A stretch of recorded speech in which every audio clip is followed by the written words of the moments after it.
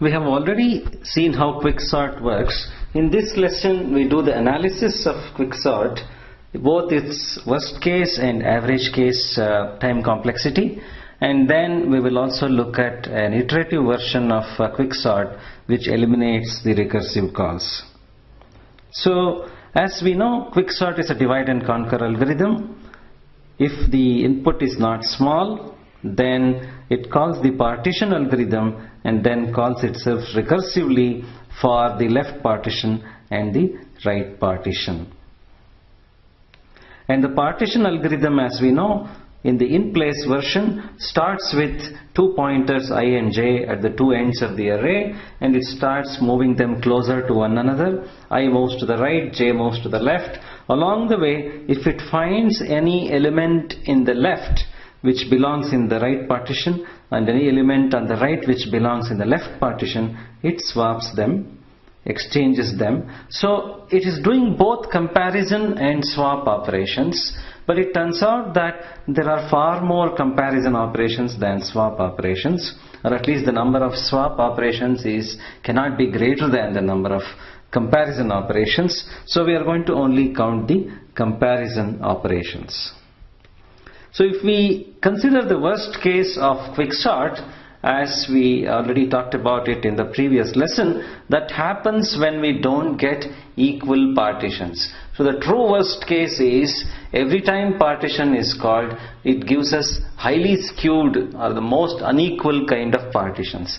For example, the first call to partition might give us only one element in the left partition and n-1 in the right partition. The next call to partition for n-1 elements might give us only one element in the left and n-2 elements in the right, and so on. And when this happens, the recurrence relation for the time complexity of the worst case of QuickSort will become T of n is T of 1 plus T of n-1 plus the cost of partitioning. Right? So what is the cost of partitioning? That is of n comparisons, right? So there can only be n comparisons that are made when partition is called for n elements, and therefore we count that in the recurrence relation. So T of n is T of 1 plus T of n-1 plus n. Now if we substitute n-1 in the same formula and apply the substitution method for solving this recurrence relation, T of n-1 becomes T of 1 plus T of n-2 plus n-1, right? And the T of 1 and n remain the same. So if we keep on doing this, we get n times T of 1 plus the summation n plus n-1 plus n-2 down to 1.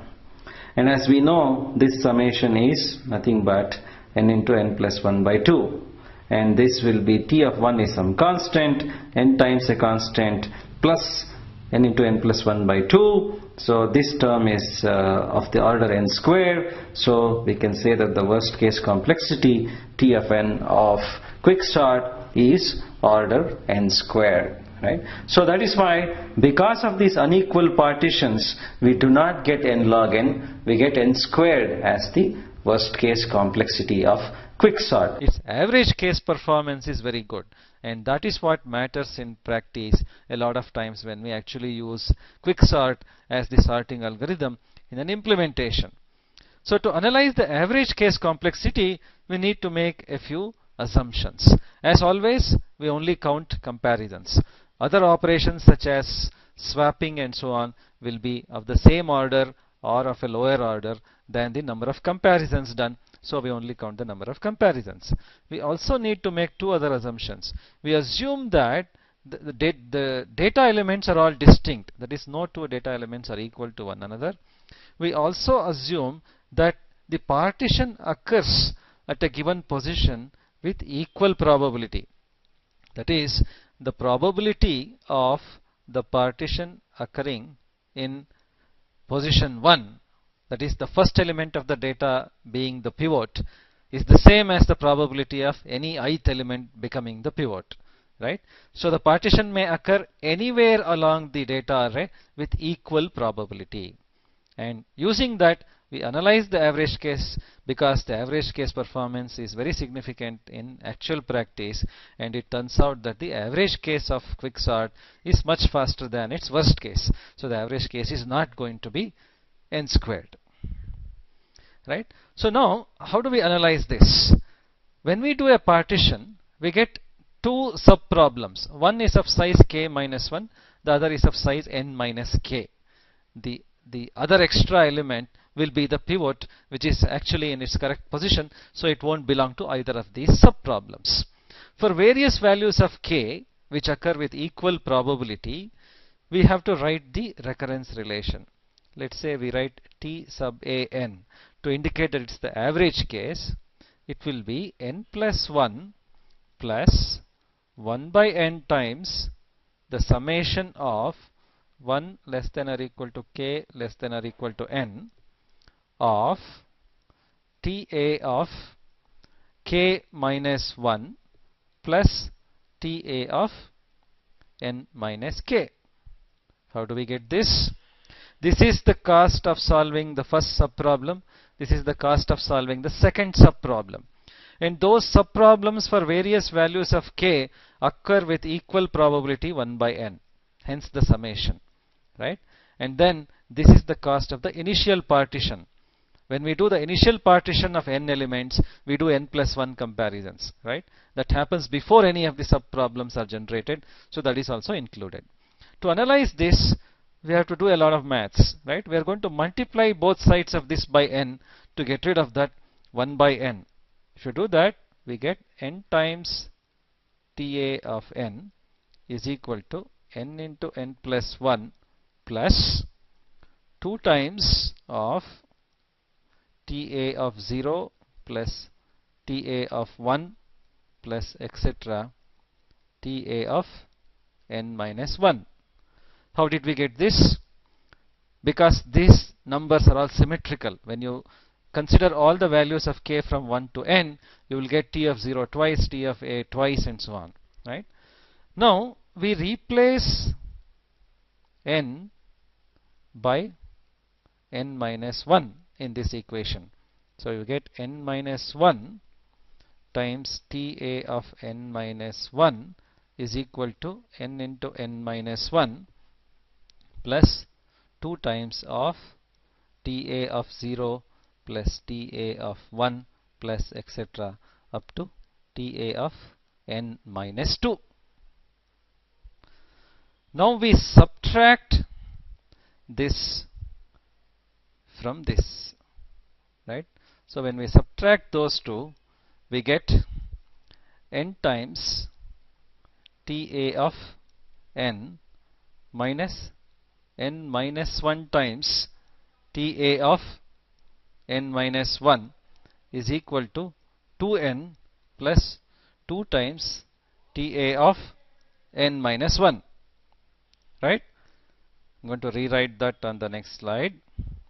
So we got n times Ta of n minus n minus 1 times Ta of n minus 1 is equal to 2n plus 2 times Ta of n minus 1.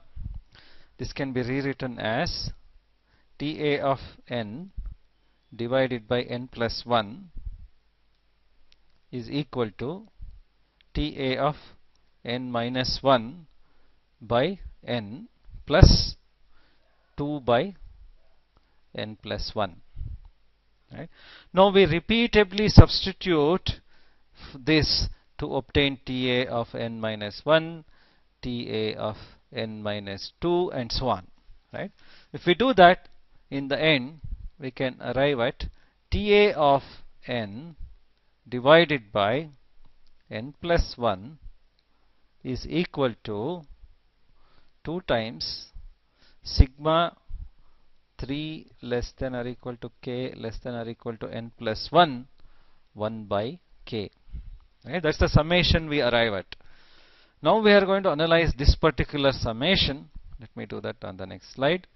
So we had Ta of n divided by n plus 1 equal to 2 times sigma 3 less than or equal to k less than or equal to n plus 1 of 1 by k.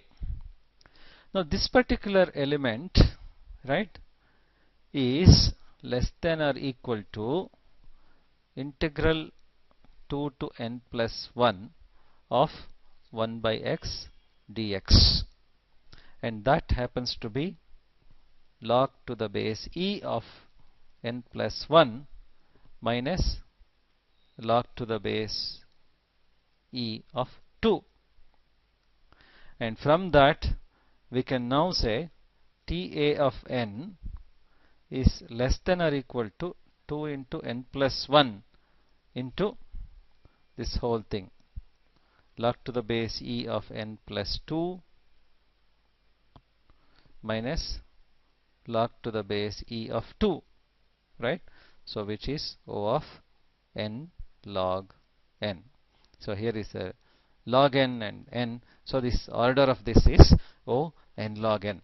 So the important thing is the average case performance of QuickSort is n log n. Its worst case is n squared. But what really matters in practice is average case. Can we make further improvements on QuickSort? We can eliminate recursive calls to QuickSort by using an iterative version, but doing so requires a stack, right? And its size of the stack should be of the order of 2 times log n and so on.